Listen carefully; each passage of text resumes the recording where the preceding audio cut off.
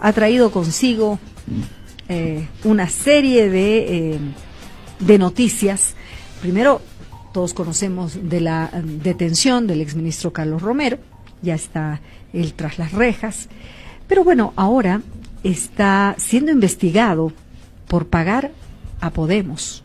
Y ustedes van a saber enseguida de qué se trata esto. Muchos ya lo conocen, pero seguramente no a detalle. Por eso hemos invitado, reitero, a Alejandro Estrambas Aguas. El periodista español está aquí en Radio Compañera, mírenlo, ahí está. ¿Cómo estás, Alejandro? Hola, qué gusto conocerte. No, el gusto es mío, además tenía ganas de conocerte. De verdad, yo también, sí, yo sí. también. Aquí estábamos con Johnny, los dos, y decíamos, hay que invitarlo a Alejandro. ¿Será asequible? Y sí que es asequible, porque lo hemos visto en varios medios de comunicación. Sí. ¿Ya cuánto tiempo aquí en Bolivia? Bueno, pues llevo ya casi un mes y medio, desde luego ya mucho más de un mes, ¿no? Y mucha gente me hace la pregunta que tú me haces, ¿hasta cuándo, no? ¿Hasta las elecciones? Pues hombre, en el fondo sí que me gustaría, ¿para qué te voy a engañar, no? Pero yo estoy a disposición de mis jefes, del director de OK Diario, Eduardo Inda, y cuando él lo decida tendré que regresar a España. El director de OK Diario, ¿con qué trabajo te mandó a Bolivia? Bueno, pues la dirección de mi periódico me mandó con un objetivo muy claro y muy sencillo, que era descubrir y poder publicar, en el caso de que existieran, los nexos económicos entre el gobierno de Evo Morales y la financiación del partido político español Podemos, cuyo secretario general, cuya cabeza visible es Pablo Iglesias, que a día de hoy es el vicepresidente del Gobierno de España. Solo a través de la Fundación CEPS, que es una fundación que principalmente opera en Latinoamérica, Pablo Iglesias y los líderes de Podemos formaban parte de la directiva de esa fundación, entre Venezuela y Bolivia, en menos de 4 años, han cobrado más de 7 millones de dólares. Por lo tanto, eso fue cómo nosotros arrancamos la investigación, ¿no? Porque no partíamos desde cero, ¿no? Alejandro, tú estás haciendo una investigación muy delicada, una investigación que requiere seguramente que tengas hasta guardaespaldas, porque has revelado en OK Diario una primicia respecto a Carlos Romero, el exministro, reitero, de Evo Morales, que cobró presuntamente $750,000 para encubrir un asesinato. Sí, eso es lo que hemos publicado hoy en exclusiva. La verdad es que la historia que hemos publicado hoy llevaba trabajándola aproximadamente 3 semanas, porque era una historia que tenía muchísimos datos, a cuál más confuso, y lo que más me ha costado ha sido contrastarla, ¿no?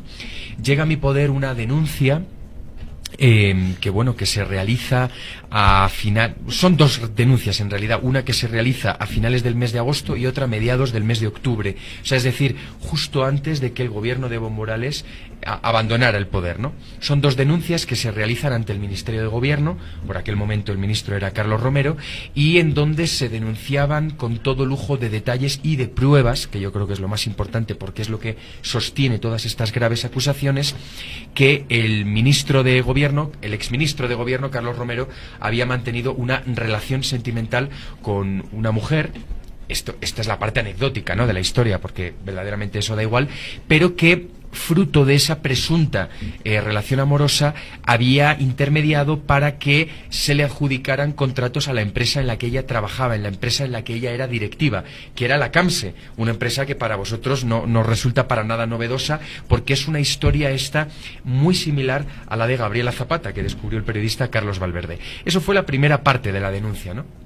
Y aportamos todo tipo de pruebas que son las que vienen reflejadas en el artículo, ¿no? O sea, es decir, la tarjeta de visita de esta señora, que se llama Lorgia Fuentes Betancourt. Publicamos también fotografías de ella en China con directivos de la compañía, documentos firmados y sellados por ella con el sello de la compañía, y aún así ella, cuando yo contrasto con la persona la información, me lo niega todo.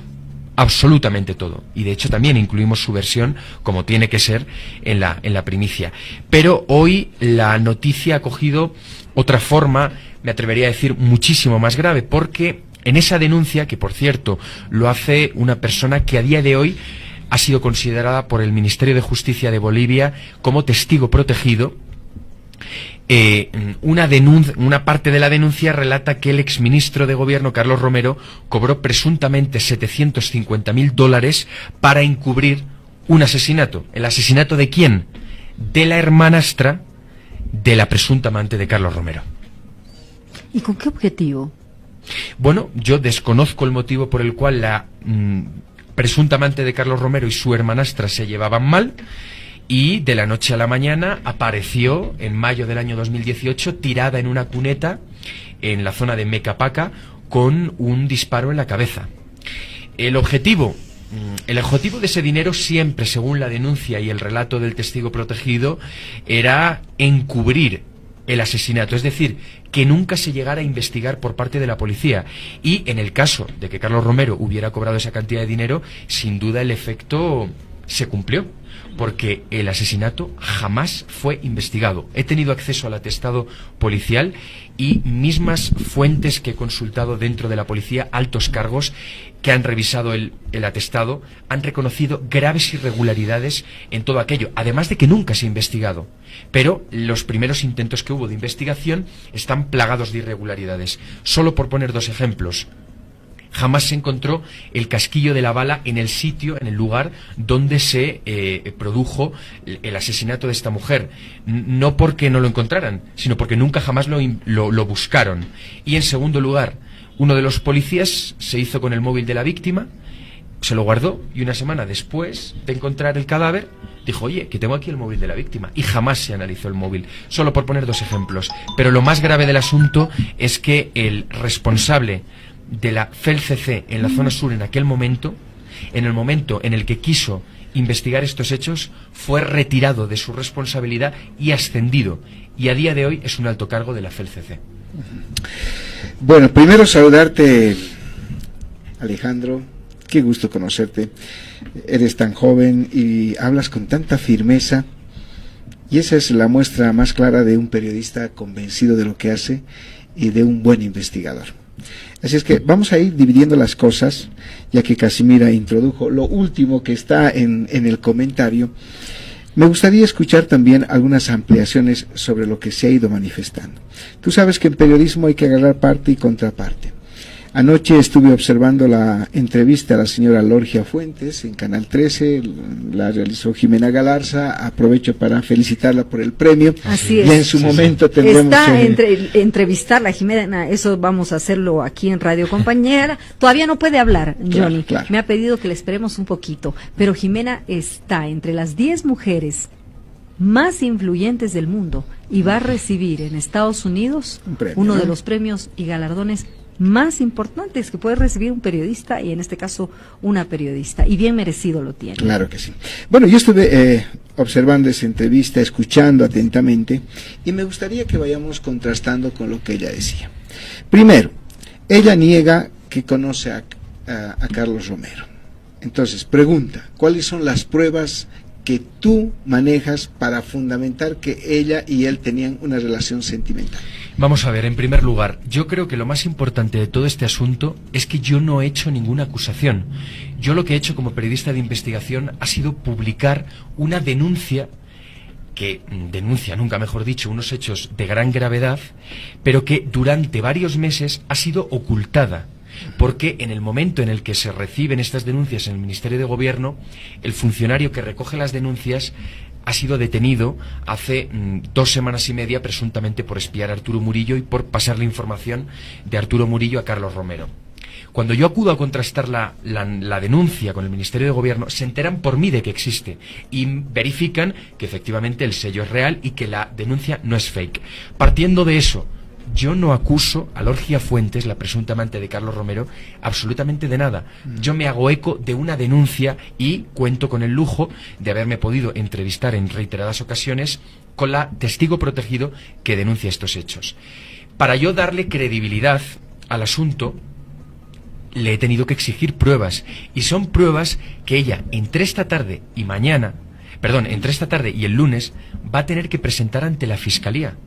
El Ministerio de Justicia, encabezado por el ministro Álvaro Coimbra, ha avalado el testimonio de esta persona que denuncia estos hechos, y tiene que ser la denunciante quien acuda ante un tribunal de justicia y quien aporte todas las pruebas que a mí me ha enseñado. ¿Qué pruebas hay? hay conversaciones de WhatsApp donde se prueba esa relación o esa presunta relación de amistad, más que amistad. Hay grabaciones telefónicas, hay vídeos y hay fotografías muy sensibles. Lo que pasa es que ya me hubiera gustado a mí como periodista poder publicar todas las pruebas que hay, pero en este caso la fuente es una persona muy valiente, pero que al mismo tiempo pues se está arriesgando demasiado y es ante un tribunal de justicia ante quien se tienen que probar todas estas cosas. Yo no me animo a dar el nombre, ni tampoco te voy a preguntar, porque es un secreto profesional lo que tenemos de la fuente de confidencialidad, pero ella ha hecho mención a una persona que vivía en su casa. No sé si es el nombre, lo dejamos ahí en los signos de interrogación, o la persona que es la fuente protegida. Sin embargo, creo que hay algo bien importante que también tienes que explicar a la opinión pública sobre la muerte de su hermanastra. Ella decía que estaba de viaje por Rusia, ¿no? Porque parece que tiene como esposo un ruso, y además niega las fotografías que mostraste de vinculación con la Cancel. Entonces, ¿cómo probar esto?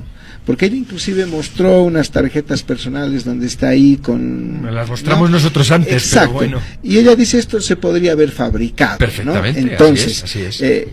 ¿Cómo podemos validar que son pruebas contundentes este tipo de hechos? No estar presente, muere la hermanastra, hay facilidad de falsificar tarjetas personales, fotos que dice que no están relacionadas con el caso. Aquí hay dos cuestiones, vamos a ver. En primer lugar, en referencia a la primera pregunta que me haces, así es. Ella, en el momento en el que se produce el asesinato de su hermanastra, no se encontraba en Bolivia. Estaba en Rusia junto a su marido, que es ruso, y junto a su hijo, que es menor de edad. Y ella se entera cuando llega a Bolivia de todo lo que ha ocurrido. Pero es que en la denuncia no se la acusa a ella de haber matado a su hermana. O sea, en la denuncia lo que se acusa es a Carlos Romero de haber recibido $750.000 de Lorgia Fuentes, su presunta amante, para que no se investigara el asesinato de su hermanastra.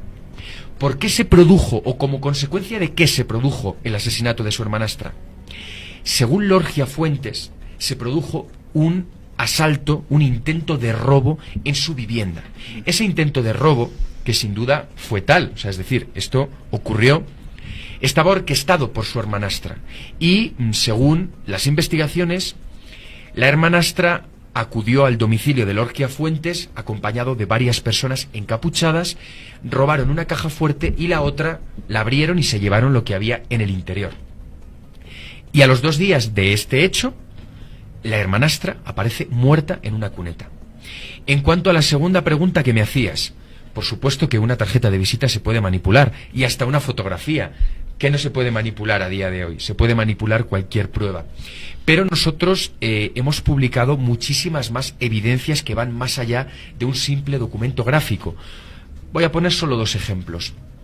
Cuando salta el escándalo de la CAMSE y de los contratos a Gabriela Zapata, la CAMSE tenía unas oficinas en la avenida Busch, me parece que era, que precisamente es la dirección que figura en esa tarjeta personal de presentación.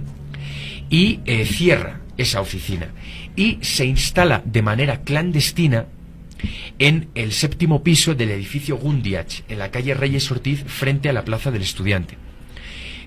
A mí me llega esa información, yo acudo al inmueble y hablo con una persona que lleva 19 años viviendo allí. Y me explica que efectivamente allí durante 2 años y medio, en ese piso, ha habido una placa en el exterior de la vivienda en donde ponía CAMSE. He hablado con los vecinos de la misma planta y de la de abajo y me lo han avalado, también con la portera del inmueble. Pero hay una segunda cuestión, y es que cuando yo acudo allí a contrastar el asunto, la noticia, me encuentro con que en el piso hay un cartel del Ministerio de Salud. Y entonces entro y pregunto. Me dicen, no, nosotros estamos aquí de alquiler y llevamos aproximadamente 1 año. Entonces sigo investigando y trato de contrastar con el Ministerio de Salud, porque me hago con el contrato de alquiler, que efectivamente la parte contratante era el Ministerio de Salud y quien arrendaba el inmueble era Lorgia Fuentes junto a su marido. O sea, es decir, ese es un vínculo ya más que claro. O sea, es decir, ella era la propietaria, es la propietaria de un inmueble. Durante aproximadamente 2 años estuvo instalada de manera clandestina la CAMSE. Es un contrato que suscribió el anterior equipo de gobierno, que sigue vigente en la actualidad y que mensualmente le paga por el piso 10.000 bolivianos. Bueno, quiero contarte que mucha gente está escribiendo, está escuchando y te está viendo. Uno dice, Leo Machicao, que es nuestro oyente, pero seguro, le agradecemos. Él dice, de una vez, que suelte toda la sopa el señor periodista español. Dice, parece una serie de Netflix esto. Sí, me dicen mucho eso, sí, pero ¿No hombre, yo creo que hay que dosificarlo. No, por ¿no supuesto. Mira, me imagino que todo empieza con el tema de la financiación de campañas con dinero de Evo Morales y Chávez a Podemos, Iglesias, efectivamente. a Podemos. Todo inicia ahí. Y ahí es que tú vas ya creciendo en esta investigación que, como bien lo decíamos, hemos empezado por el final. Claro, o sea, es decir, efectivamente, ese fue el motivo principal por el que yo vine aquí a este país. Y claro, hay gente que me pregunta, bueno, si empezaste con ese asunto, ¿cómo es que has acabado publicando corrupción de Carlos Romero o escándalos de Carlos Romero? Pues muy sencillo, porque llega un momento en el que el ministro de Gobierno, Arturo Murillo, redacta una carta y la manda a la Fiscalía para que se investiguen esos presuntos pagos a Podemos, ¿no? Y para ello cita a Pablo Iglesias, a Íñigo Errejón, a Juan Carlos Monedero, al expresidente del gobierno Rodríguez Zapatero y al ex juez Baltasar Garzón. Cuando la Fiscalía inicia esa investigación, saltan 2 nombres encima de la mesa, por lo menos yo me hago con esos 2 nombres que están dentro de esa investigación que está haciendo la Fiscalía, que son Juan Ramón de la Quintana y Carlos Romero, como los presuntos pagadores, presuntos financiadores, presuntos nexos entre Pablo Iglesias y Evo Morales. Pregunto, bueno, Juan Ramón de la Quintana está en la Residencia Diplomática de México, pero ¿dónde se encuentra Carlos Romero? Porque mi intención periodística era entrevistarlos y preguntarles, ¿Pablo Iglesias ha cobrado dinero público de Bolivia? ¿Por qué? ¿En qué concepto? Y bueno, y entonces es ahí donde arrancó mi investigación sobre Carlos Romero, para tratar de localizarlo. La gente no me sabía decir si se había quedado en Argentina con Evo, si seguía en México, si estaba en la residencia diplomática. Y yo lo que hago es rastrear posibles direcciones donde él podía estar, inmuebles de su propiedad, de su familia. Me costó muchísimo, pero creedme, lo hice de una manera de lo más rudimentaria y comencé visitando todos esos domicilios, haciendo guardia, irlos descartando a base de preguntar a vecinos y de ver que no había movimiento en las casas, hasta que al final di con un departamento en Sopocachi donde ahí estaba residiendo y empiezo mi guardia. Yo le veo esa misma noche, que él sale por la noche a cortarse el pelo, y digo, bueno, ya voy a intentar acercarme a él al día siguiente, con la mala suerte de que estuvo encerrado 12 días en su casa sin salir. Y durante esos 12 días me tuve que tirar esperando. Claro, imaginaros, me arrepentí muchísimo de no haberle abordado en aquel momento, ¿no? Pero bueno, era por la noche y él estaba a las 10 de la noche cortándose el pelo. Llamativamente, ¿no? Pero bueno, y hasta que ya no recuerdo exactamente qué día fue, ¿no? Pero 12 días después de ese episodio, sale por la mañana a las 8 de la mañana, toma un taxi, se va a la zona sur, se mete en un inmueble, tiene una reunión de 2 horas, y con el acompañante que tengo, le dije, cuando salió del inmueble, tomó otra vez otro taxi, le dije, nos la tenemos que jugar, vamos a adelantar al taxi, vamos a irnos a su casa, y ojalá a ver si llega a la casa. Entonces nosotros le estaremos esperando para cuando se baje del taxi y pillarle improvisado totalmente. Y eso fue lo que hicimos, nos adelantamos y a los 3 minutos después llegó él. Y cuando se bajó del taxi me acerqué a él. Sí, claro. Este es un trabajo de detective, ¿no? Pero claro. Sí, porque sí, el periodista investigador tiene que asumir así, unas estrategias, etcétera. Y qué lindo escuchar esto, porque yo enseño investigación en la universidad. Y cuando les cuento, los estudiantes no creen o se resisten a creer el trabajo que hace un cosas periodista. Peores he hecho, ¿eh? ¿No? Claro. Sí, en Madrid, Pero, sí, desde luego. A ver, vayamos terminando este otro capítulo, porque a mí me interesa que saquemos una conclusión del caso que decía Casimira de Lorgia Fuentes. Aquí, ¿qué interesa? ¿Ese vínculo amoroso supuesto entre Romero y la señora? ¿O interesa ese pago de dinero? Y aquí viene una pregunta que quizá quisiera que lo respondas. ¿Por qué tanto interés en averiguar cómo murió la hermanastra de la señora Lorgia Fuentes. ¿Por qué? Bueno, vamos a ver, en primer lugar, el hecho de que Carlos Romero pudiera haber mantenido una relación sentimental con esta señora es completamente indiferente como tal, ¿no?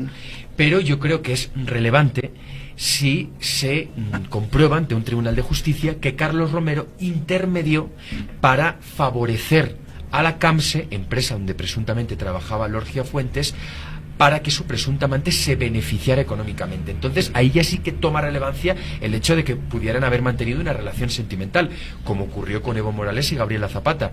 El hecho de que tuviera un hijo con Gabriela Zapata era irrelevante, porque él en su vida privada puede hacer lo que quiera. Pero lo que no es irrelevante es que con la persona con la que tiene un hijo le esté beneficiando con contratos y además ingentes contratos económicos. En referencia a la segunda pregunta que me hacías, ¿qué interés hay en aclarar el asesinato de la hermanastra de la presunta amante de Carlos Romero?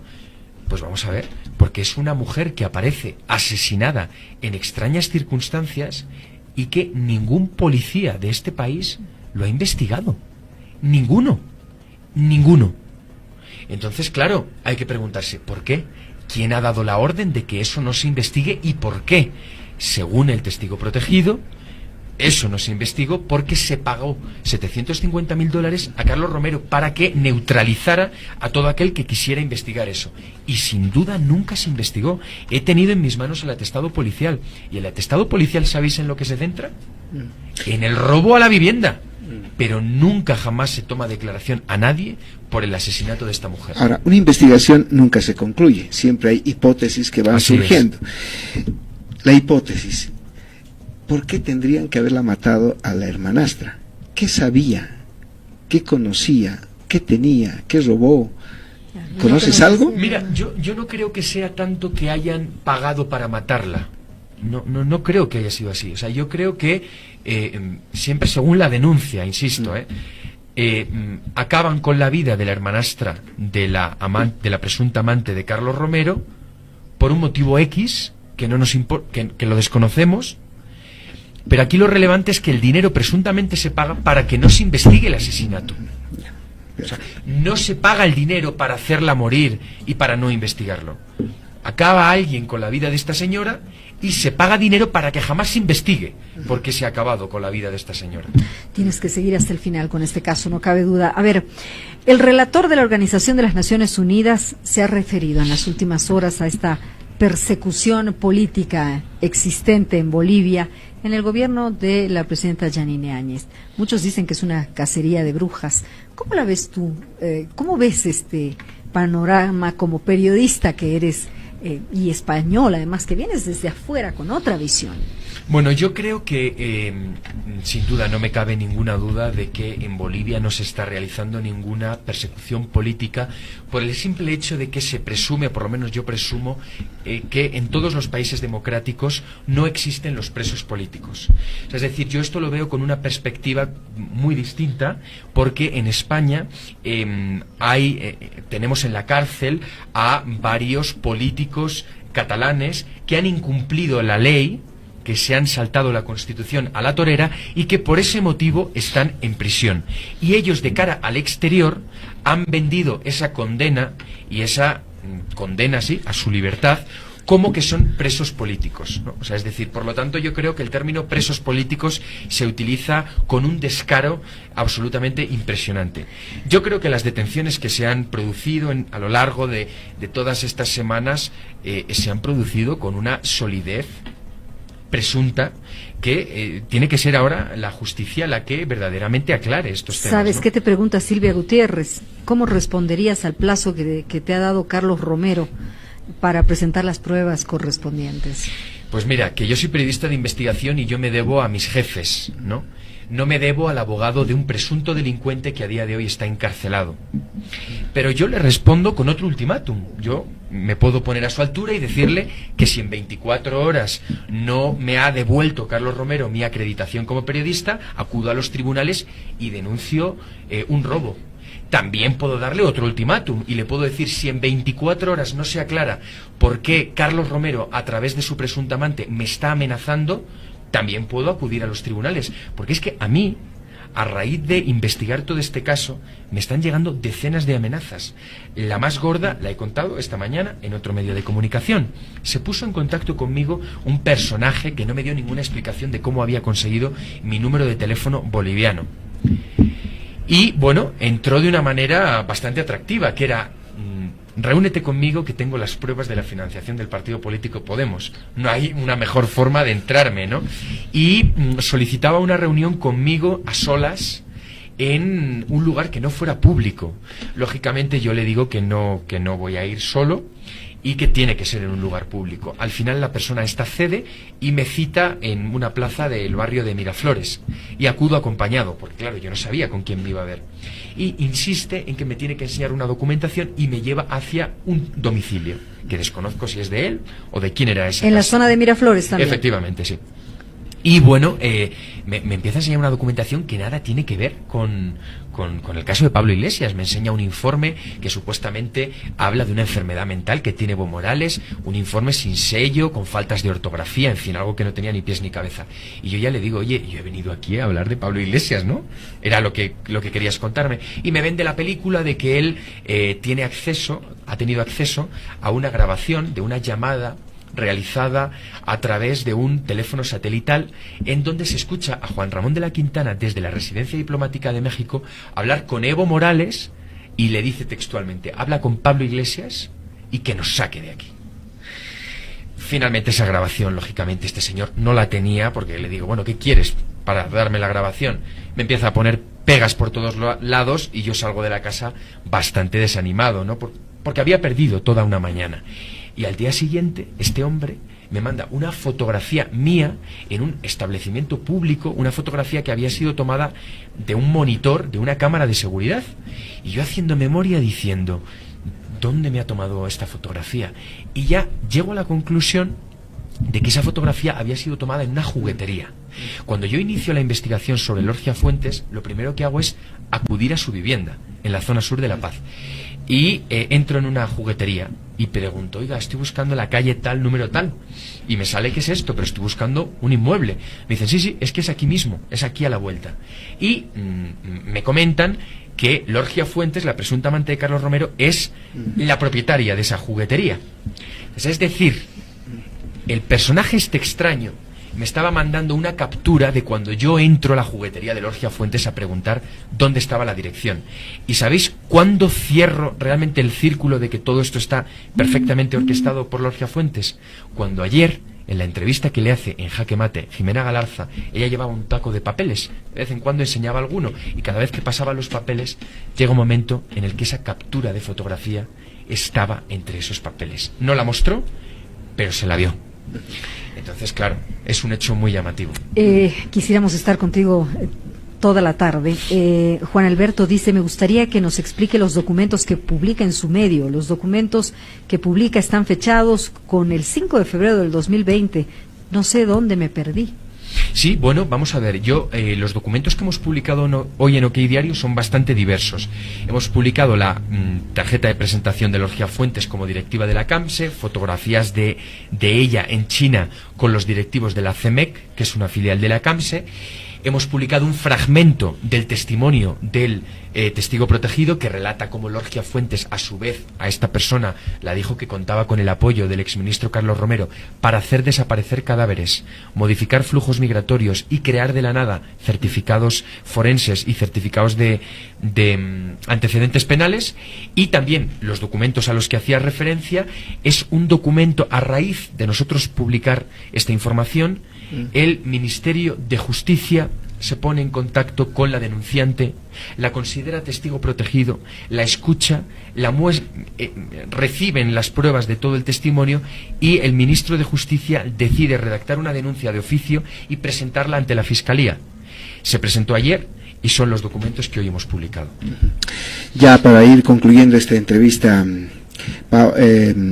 Alejandro, tenemos que volver a hacer referencia a Pablo Iglesias, porque esa fue tu misión periodística, ¿no? Averiguar si Bolivia pagó dinero, financió a Podemos.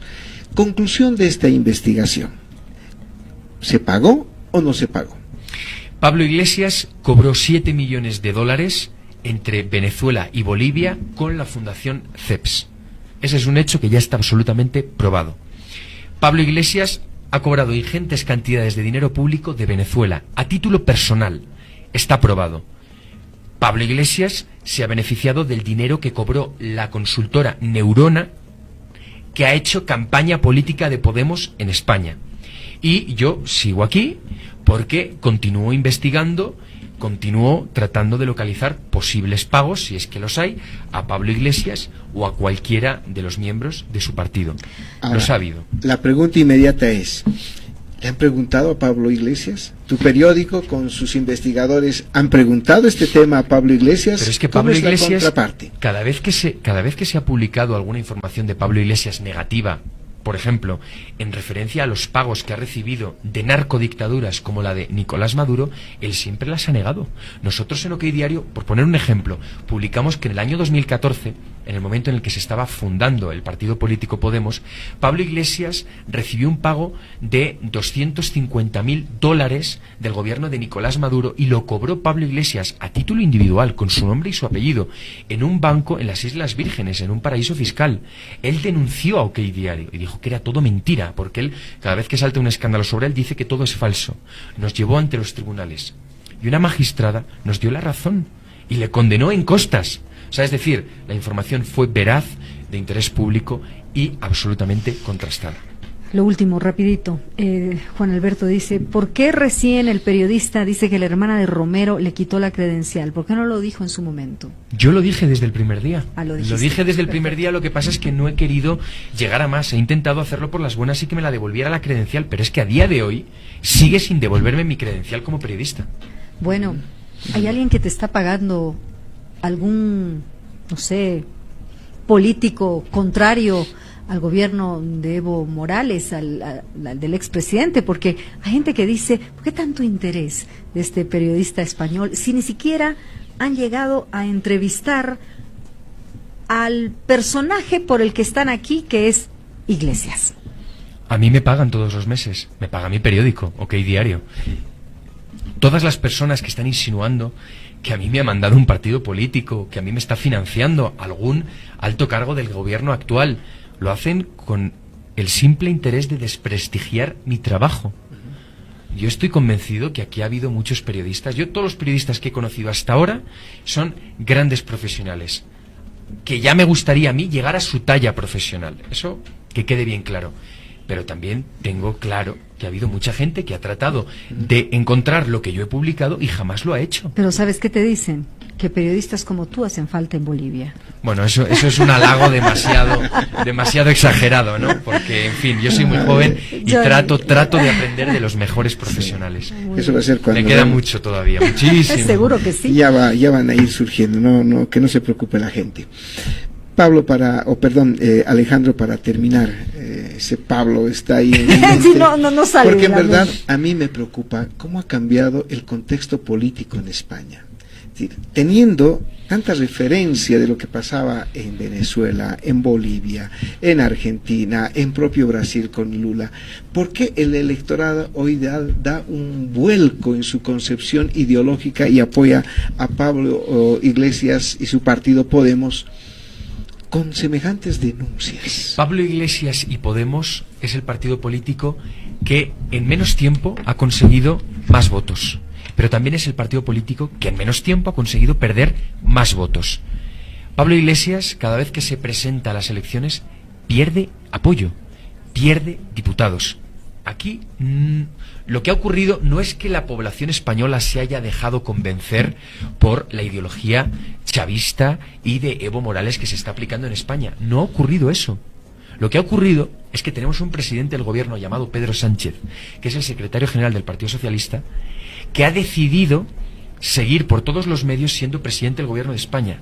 Y en vez de buscar un apoyo moderado, centrado, constitucional, ha decidido apoyarse en un partido político anticapitalista que la Constitución muchas veces se la pasa por la torera, y también en el apoyo indirecto de Esquerra Republicana, que es un partido político que en España que quiere independizarse de parte de España, y en Bildu, que es un partido político conformado por personas condenadas por terrorismo. O sea, es decir, es insólito. Lo que ha ocurrido en España es que Pedro Sánchez quería quedarse en la Moncloa, pasara lo que pasara. Y si se tenía que apoyar en los amantes de la política de Evo Morales y de Nicolás Maduro, en los que apoyan a los terroristas de la banda terrorista ETA y a los que quieren fracturar España, ha decidido apoyarse en ellos porque no le iban a poner tantas condiciones como le podía poner Ciudadanos, que es un partido centrado, o el Partido Popular, que es un partido de centro-derecha. Bueno, Alejandro, nos has pintado lo que hemos vivido en Bolívar. Claro. Cómo la gente no quiere soltar el poder. Qué pena, ¿no? Realmente. Esto no solo ¿Qué es tendrá el exclusivo poder? de este el país. poder? ¿Tendrá el poder? Eso. Bueno, Tiene cuando mucho. os nombren ministro alguno ya me lo contaréis, ¿no? Mi querido Alejandro, Felicidades, nos Alejandro. gustó conocerte, tenerte en la radio. Yo quería preguntarte un poco acerca de ti, porque reitero, te veo muy joven, pero lo haremos en la nueva televisión universitaria, bien, muchas gracias. en un programa un poco más tranquilo Distendido, ¿no? y más distendido. Muy bien. Ha sido un gusto. El placer ha sido mío. Muchísimas gracias por haberme invitado. Gracias a ti. Igualmente.